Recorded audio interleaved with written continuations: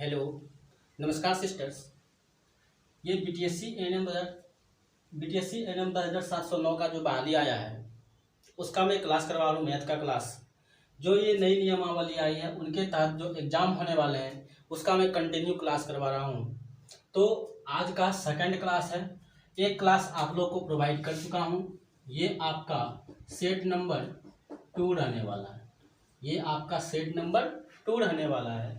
मैं first lecture आपको provide कर चुका हूँ और ये क्वेश्चन VVI क्वेश्चन है जो आपको एग्जाम में लड़ने वाला है। तो प्रीवियस ईयर को ध्यान में रखते हुए ये क्वेश्चन सेट तैयार किए हैं जो आपके लिए बेहद उपयोगी साबित होने वाला है। तो चलते हैं क्वेश्चन की ओर की। क्वेश्चन क्या कह रहा है? तो पहला क्वेश्चन है, बिंदुओं 4, 6 तथा 3-8 को मिलाने वाली रेखा को x अक्ष जिस अनुपात में विभाजित करता है वह अनुपात पूछा है। तो इस तरह के क्वेश्चन कैसे बनाते हैं देखिए, पहले समझिए। ये कोई रेखा है, लाइन है, यानी यहाँ क्या है, मान लेते हैं ये A पॉइंट है, ये B पॉइंट है, बीच में ओरिजिन O पॉइंट है। तो इसका पॉइंट एक बिंदु दिया है, कितना दिया है? 4 और 6, 4,6। दूसरा पॉइंट दिया हुआ है 3,-8, ये दिया है। और बीच में कह रहा है कि x अक्ष जिस अनुपात में विभाजित करता था, कह रहा है x अक्ष का अनुपात विभाजित कर रहा है। मतलब क्या हुआ कि x अक्ष पर y का वैल्यू क्या होता है? 0 होता है। तो यहाँ जो पॉइंट होगा वो x, 0 होगा, क्योंकि हम जानते हैं कि x अक्ष पर y का वैल्यू क्या होता है? 0 होता है। चलिए इसको मानते हैं x1, y1, इसको मानते हैं x2, y2। ठीक है, तो फार्मूला आप पढ़े होंगे कि x इक्वल टू, यानी x कोऑर्डिनेट अगर निकालना है तो क्या होता है? mx2 प्लस nx1 बटे m प्लस n। ये जो रेशियो आपको डिवाइड कर रहा है ये m इंटू n का रेशियो है, m इंटू n का रेशियो। ठीक है, तो mx2 प्लस nx1 बटे m प्लस n। फिर y अगर कोऑर्डिनेट हमको निकालना है तो my2 प्लस ny1 बटे m प्लस n होता है।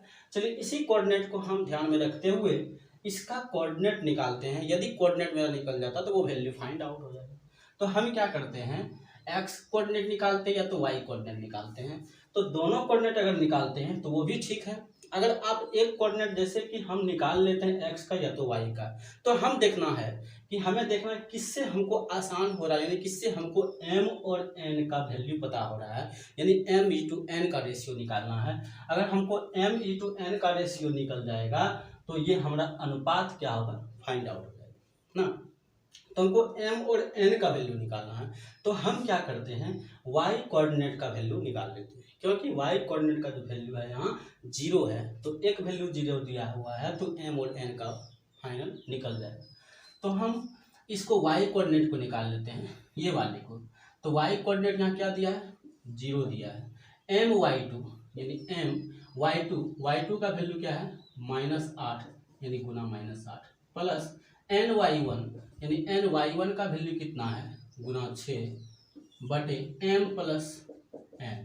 ठीक है, तो इसको सॉल्व करते हैं तो -8m प्लस 6n बटे m प्लस n, इधर 0 दिया हुआ।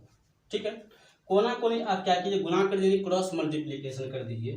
तो 0 गुना m प्लस n यदि आप करेंगे और इधर -8m प्लस 6n रहने देंगे। ठीक है, तो ये क्या होगा? आपका 0 हो जाएगा, यहाँ से -8m प्लस 6n। ठीक है, अब क्या करेंगे, 8m को इधर लाइए तो ये प्लस 8m हो जाएगा, इधर 6m हो जाएगा। ठीक है, तो m इंटू n का जो वैल्यू आएगा 6 बटे 8 आएगा। ठीक है, ये कटाइए, 3 2 जा 6, 4 2 जा 8, यानी m अनुपात n का जो वैल्यू आया वो 3:4 के रिस्पेक्ट में आया। 3:4 के रिस्पेक्ट में आया। तो आपका ऑप्शन नंबर किस में है? ऑप्शन नंबर सी में आपका 3:4। ठीक है, तो उम्मीद करता हूँ ये क्वेश्चन आपको समझ में आया होगा। ठीक है, हम नेक्स्ट क्वेश्चन की ओर चलते हैं कि नेक्स्ट क्वेश्चन क्या है। इसको मैं इरेज कर लेता हूँ।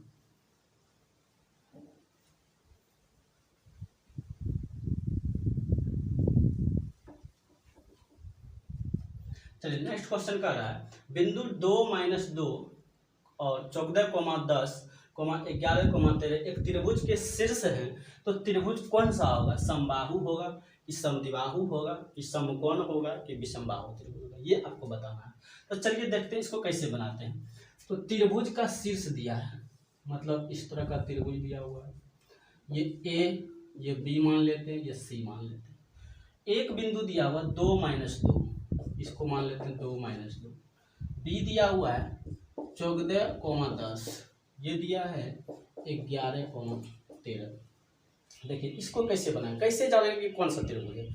तो हम क्या करते हैं, सबका भुजा फाइंड आउट कर लेते हैं ना। सबका यदि आप भुजा निकाल लीजिएगा तो आपको पता चल जाएगा कि वो समकोण है कि समबाहु कि विषमबाहु है कि कौन सा है ना। यदि आपका समबाहु रहा तो इसका मतलब तीनों भुजा बराबर होगा ना। अगर समद्विबाहु रहा तो कोई भी दो भुजा इसमें आपस में बराबर होगी। अगर समकोण होगा तो कोई भी दो भुजा के स्क्वायर का योगफल तीसरे भुजा के स्क्वायर के बराबर, ठीक है। विषमबाहु त्रिभुज होगा तो इसका मतलब तीनों भुजा अलग अलग होगा। तो हम क्या करते हैं, भुजा ज्ञात कर लेते हैं। तो ए बी अगर निकालते हैं तो फॉर्मूला क्या होता है, रूट अंडर x2 - x1 का whole square plus y2 - y1 का होल स्क्वायर। मान लेते हैं ये भी भुजा हम निकाल रहे हैं, तो 14 - 2 का होल स्क्वायर प्लस y2 यानी 10 माइनस 2 का -2 फिर है यहाँ -2 का होल स्क्वायर। तो ये क्या हो जाएगा, 14 में 2 गया 12 का स्क्वायर प्लस 10 2 12, ये भी 12 का स्क्वायर। तो यहाँ 144 प्लस 144, ये कितना आ गया 288। अब 288 का आप तोड़िए इसको, 2 1 2 2 चौक 8, 2 7 चौक 2 2 4, 36 दूनी 72, 18 दूनी 36, 2 9 18, 3 3 9। कितना का जोड़ा लग रहा है, एक जोड़ा 1 2 3, यानी 2 दूनी 4 3 12, तो इसका वैल्यू हो जाएगा 12√2। ये इसका वैल्यू आ गया। चलिए नेक्स्ट हम निकाल लेते हैं, कोई भी भुजा निकालिए। BC अगर निकालते हैं तो BC में भी उसी तरह x2 - x1 ना, x2 - x1 या इसमें x2 - x1 14 - 11, ऐसे भी कर सकते हैं, कोई दिक्कत नहीं है, या 11 - 14 कर दीजिए प्लस y2 - y1 यानी 13 - 10 का स्क्वायर।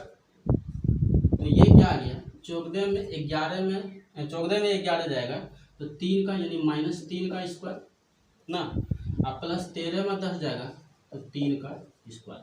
ये क्या आएगा 9, ये क्या आएगा 9 यानी 18, और 18 को आप तोड़िए, तो 18 को यदि आप तोड़ेंगे ब्रेक करेंगे तो 2 9 3 तो 3√2 इसका आएगा, ठीक है। चलिए अब AC निकाल लेते हैं कि AC क्या आता है।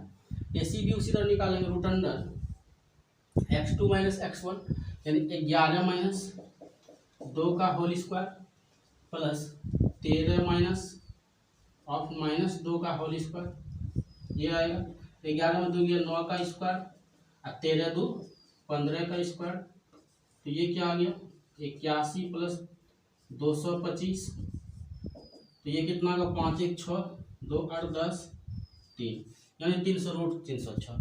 तो इसमें आप क्या देख रहे हैं, AB का वैल्यू, BC का वैल्यू और AC का वैल्यू, तीनों जो मान आया है वो अलग अलग आया है। तो इसका मतलब क्या, ये तीनों भुजा मेरा क्या है अलग अलग आया है। तो हम समझ जाएंगे कि ये जो त्रिभुज है ये कैसा है, विषमबाहु त्रिभुज। कैसा त्रिभुज है, विषमबाहु त्रिभुज है।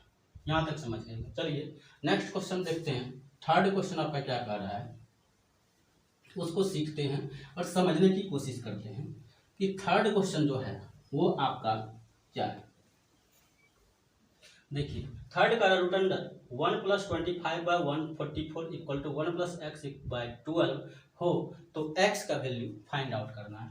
तो लिखेंगे यहाँ रूट अंडर 1 + 25/144 = 1 + x/12। इसको क्या कीजिए एलसीएम लीजिए, तो 144 प्लस 25, यहाँ से क्या हो जाएगा, इसको भी ले लेते हैं या नहीं भी लीजिए कोई दिक्कत नहीं, छोड़िए हटाइए। 1 प्लस एक्स बटे 12, यहाँ से क्या आएगा 169 बटे में 144 बराबर 1 प्लस एक्स बटे 12। तो यहाँ 13 बटे 12 1 प्लस एक्स बटे 12, 13 बटे 12 कैसे, 169 का वर्गमूल निकालिए और 144 का वर्गमूल निकालिए, वो लिखिए। इसको लाइए 13 बटे 12 माइनस 1 इक्वल टू एक्स बटे 12, ये 1 इधर ले आए तो 12, ये 13 माइनस 12 इक्वल टू एक्स बटे 12, 13 में 12 गया 1 बटे 12 बराबर एक्स बटे 12, तो ये दोनों कैंसिल हो गया, यानी एक्स का जो वैल्यू आया वो क्या आया आपका 1 आया। तो ऑप्शन नंबर किस में है, बी में आपका राइट आंसर। चलिए नेक्स्ट क्वेश्चन देखते हैं। फोर्थ क्वेश्चन क्या है, सीखते हैं और समझने की कोशिश करते हैं। 4 नंबर, रूट अंडर 6 6 6 6 इस तरह का है।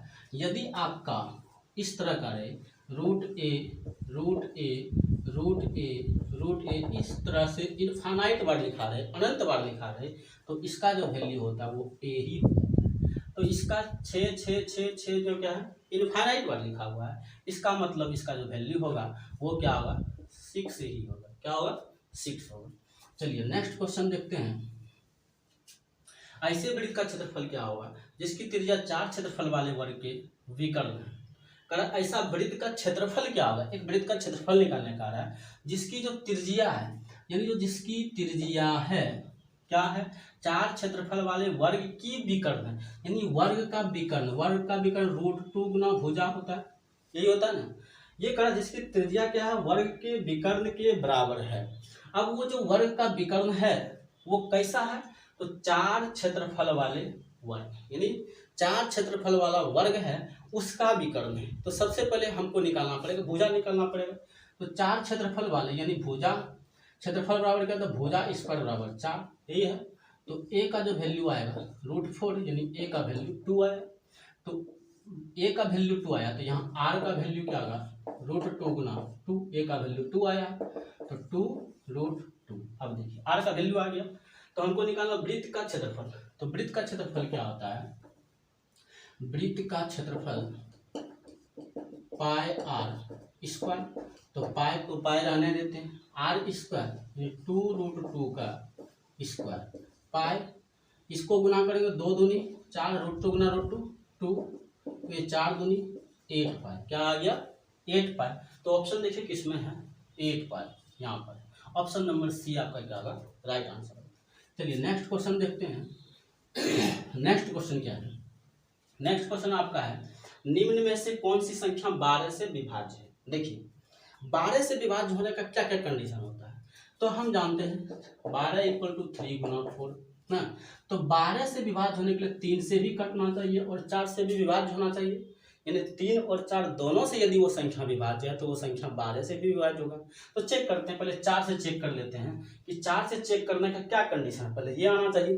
तो 4 से चेक करने के लिए क्या कंडीशन, अंतिम 2 अंक देखना है। यदि अंतिम 2 अंक 4 से डिवाइड लग रहा है तो वो पूरी संख्या 4 से विभाज्य होगा। तो अंतिम 2 अंक यहाँ 12 है, तो 4 से भाग लगे, इसका मतलब ये 12 से भाग लग गया। इसमें भी सबका अंतिम अंक 2 अंक 12 है, इसका मतलब 4 से डिविजिबल है यानी विभाज्य। चलिए 3 से भी चेक कर लेते हैं।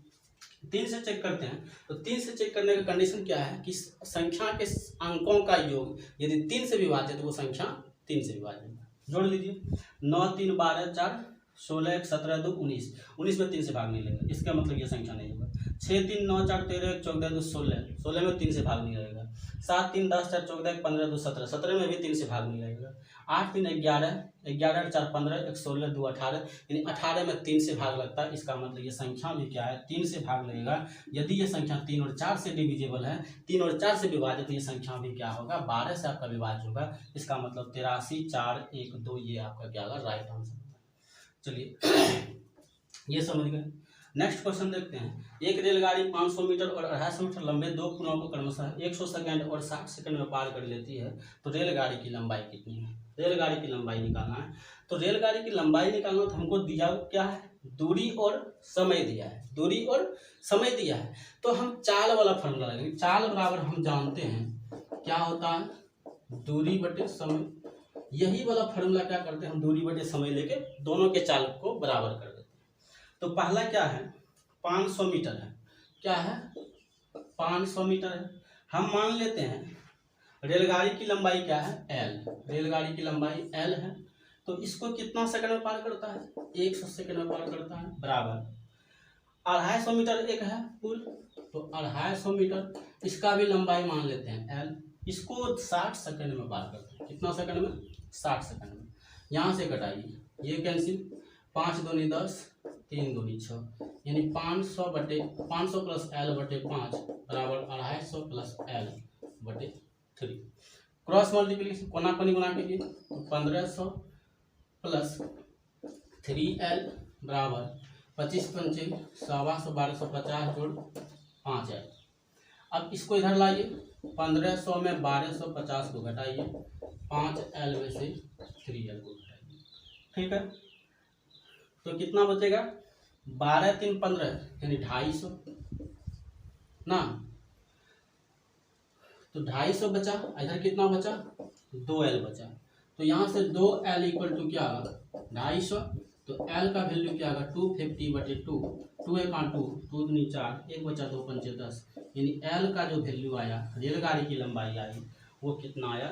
125 मीटर। 125 मीटर। तो ऑप्शन नंबर किसमें है आपका? ए नंबर में। तो ये आपका क्या आगा? Right answer. चलिए नेक्स्ट क्वेश्चन समझते हैं।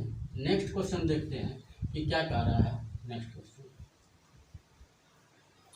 नेक्स्ट क्वेश्चन है, एक आदमी ने कुछ अंडे खरीदते हैं जिनमें 10% सड़ गए, शेष में से 80% वह पड़ोसी को दे देता है। अब उसके पास 36 अंडे बच जाते हैं, तो उसने कितने अंडे खरीदे थे? देखिए, तो एक आदमी कुछ अंडा खरीदता है, ठीक है, उसने जिनमें से 10% सड़ गए, शेष में से 80% वो पड़ोसी को दे देता है। अब उसके पास 36 अंडे बच जाते हैं, तो उसने कितने अंडे खरीदे थे? मान लेते हैं कि वो अंडा 100% होगा। कितना होगा? 100% होगा। तो कुछ जिनमें से 10% क्या हो गया? सड़ गया। ठीक है, तो यदि 10% सड़ गया तो बचा कितना?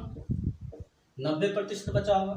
अब 90 में से 80% पड़ोसी को दे देता है, यानी इसमें से क्या कर दिया? 80% पड़ोसी को दे दिया। तो बचा क्या? तो 20% बचा। किसका? तो 90 का 20% बचा। 90 का 20% बचा।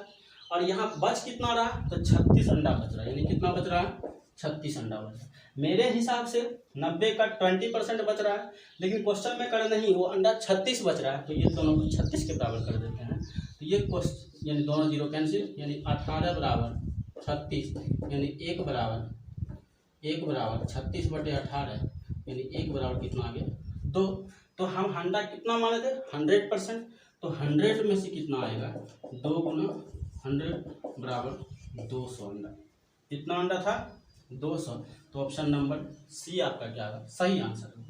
चलिए नेक्स्ट क्वेश्चन देखते हैं कि नेक्स्ट क्वेश्चन क्या कहता है। नेक्स्ट क्वेश्चन आपका है 15 60 का कितना प्रतिशत है? यानी कह रहा 15 जो है आपका 60 का जिससे तुलना करना हो उसको नीचे रखना है, तो यहाँ तुलना 60 से कर रहा है। 15 60 का कितना प्रतिशत है? तो नीचे रखेंगे और गुना में क्या कर देंगे? 100 कर देंगे। तो 1 शून्य कैंसिल, तो 2 तिया 6, 5 तिया 15, 2 पंचे 10, यानी 5 गुना 5 कितना हो गया? 25%। कितना आया? 25%। ये आपका क्या होगा? राइट आंसर होगा ऑप्शन नंबर बी। ठीक है, चलिए नेक्स्ट क्वेश्चन समझते हैं। नेक्स्ट क्वेश्चन क्या कह रहा है? नेक्स्ट क्वेश्चन 8% वार्षिक साधारण ब्याज की दर पर 1500 रुपया का 4 साल का ब्याज क्या होगा, ये निकालना। ठीक है, तो देखिए SI बराबर क्या होता है? RT%। क्या होता है? RT%। तो R का वैल्यू क्या दिया हुआ है? R का वैल्यू दिया हुआ है 8, T का वैल्यू कितना दिया है? 4, यानी ये 32%। क्या है? 32%। लेकिन मेरा मूलधन कितना है? 1500 रुपया। यानी ये जो 15 है वो 100% के बराबर है, यानी 100% बराबर 1500 है। तो हमको 32% का वैल्यू चाहिए। 32% का वैल्यू क्या होगा? 1500 बटे 100 और गुना 32, ये दोनों कैंसिल, तो 15 गुना 32, 15 गुना 30, 3 15 तिया 45, 3 48, यानी 480 रुपया का क्या आएगा? ब्याज आएगा। तो ऑप्शन नंबर क्या होगा? डी आपका राइट आंसर होगा। चलिए उम्मीद करता हूँ यहाँ तक आप लोग समझ गए होंगे और ये वीडियो आपको अच्छा लगा होगा और ये क्वेश्चन भी आपको बहुत अच्छी तरीके से मैं समझा चुका हूँ। तो आपको क्वेश्चन भी क्या होगा, अच्छे तरीके से समझ में आया होगा। तो उम्मीद करता हूँ यदि ये वीडियो आपको पसंद आए तो मैं आप लोगों को सिस्टर को रिक्वेस्ट करता हूँ, प्रार्थना करता हूँ, विनती करता हूँ कि मेरे चैनल को सब्सक्राइब कर दें और हमें सपोर्ट करें, ताकि मैं खुल करके आपको जो मेरे अंदर है वो आपको दे सकूँ, प्रोवाइड कर सकूँ। तो यहाँ तक रहने देते हैं, नेक्स्ट क्लास में मिलते हैं आपसे। धन्यवाद।